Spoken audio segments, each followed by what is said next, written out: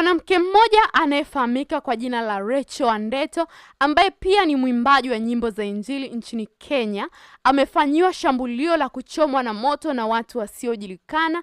Hii ni mara baada ya kile kinachotajwa kuwa amechora picha ya Rais wa Kenya William Ruto maeneo kwenye bega lake, lakini pia ameandika maneno mbalimbali ya kisiasa kwenye mwili wake.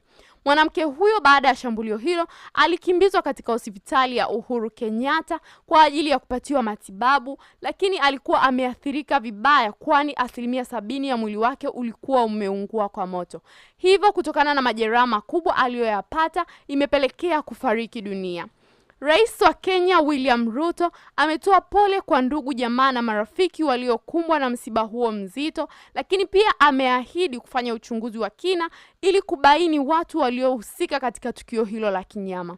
Endelea kutufuatilia kwenye chaneli yetu ya Matengo Media, bila kusahau kulike, kushare na kusubscribe chaneli yetu ya Matengo Media. Nawapenda sana guys.